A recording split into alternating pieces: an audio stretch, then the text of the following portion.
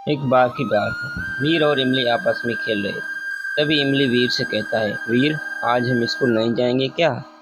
तभी वीर इमली से कहता है, इमली आज तुम भूल रहे हो कि आज संडे है। ये कहते ही बाहर दादाजी का आवाज़ आता है और वो कहता है, बच्चों आप घर आ जाओ, मैं अभी बाहर जा रहा हूँ किसी काम से और घर में कोई नहीं है, अंदर आ जाओ आप सब। इमली ने वीर से कहा, चलो अंदर चलते हैं, और वो अंदर चल के आपस में बातचीत करने लग जाते हैं। और वीर से कहता है, क्या तुमने सैटरडे को जो आपको मिला था होमवर्क, क्या आपने वो कंप्लीट किया?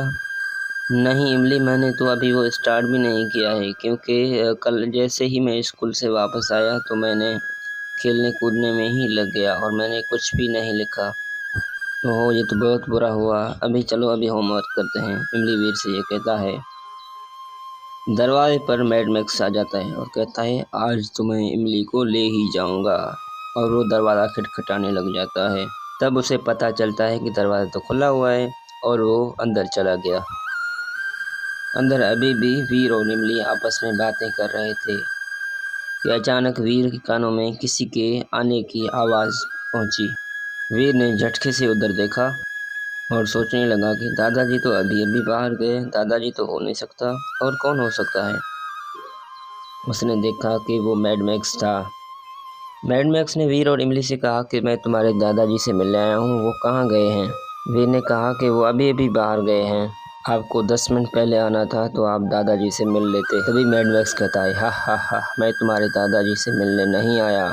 तो फिर क्यों आए हो? वीर कहता है, मैं तो आज इमली को ले जाने आया हूँ। लेकिन इमली को क्यों ले जाओगे? वो तुम्हारा क्या लगता है जो तुम उसको ले जाओगे?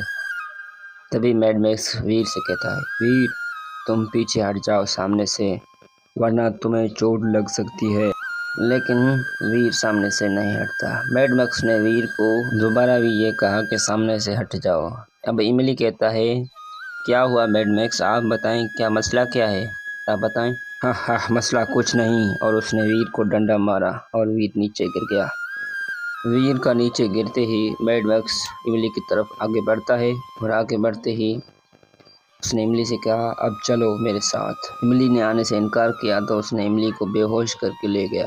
अब वो इमली को एक पुराने गुफा में ले गया और वहाँ जाके इमली से कहने लगा, उठो इमली, मुझे पता है तुम नाटक कर रहे हो, जल्दी उठो जल्दी। लेकिन इमली नाटक नहीं कर रही थी, वो सच में बेहोश था और वैसे का वैसा बेहोशी की हालत में पड़ा था। दादाजी जब घर आता है तो वीर दादाजी को बताता है कि दादाजी इमली को मैड मैक्स ले गया है। दादाजी ने वीर से कहा कि ये तुमने क्या कर दिया, तुमने मुझे एक फ़ोन कॉल करके भी नहीं बताया कि इमली को मैड मैक्स ले गया। हाँ दादी, आप ठीक कह रहे हैं कि मुझे आपको कॉल करके बताना चाहिए था, लेकिन ऐसा करने से क्या होगा? मैं जिंटू को उसके पीछे लगा देता और क्या होगा? अभी मैं जिंटू को बुलाता हूँ, दादाजी कहता है। अब दादाजी चिंटू को कॉल करता है और कॉल करते ही चिंटू आ जाता है और वहाँ गुफा की तरफ जाता है। अब जैसे ही चिंटू गुफा तक पहुँचता है तो वहाँ देखता है सिर्फ इमली ही बेहोश पड़ा है और वहाँ पर मैड मैक्स मौजूद नहीं था। जबकि उसे नहीं पता कि मैड मैक्स ने इमली के साथ क्या किया, जबकि मैड मैक्स पानी लाने गया था ताकि इमली को होश में लाया जाए। जिंटू ने इमली को उठाकर घर में लाया और वहाँ पर भी अभी तक इमली बेहोश पड़ा था। अभी दादाजी, वीर और जिंटू सब परेशान थे कि अब इमली को होश आएगा या नहीं, वो ठीक होगा या नहीं। तभी वीर रोने लग जाता है और दादाजी वीर से कहता है, वीर तुम परेशान मत हो, तुम चिंता मत करो वीर, इमली ठीक हो जाएगा।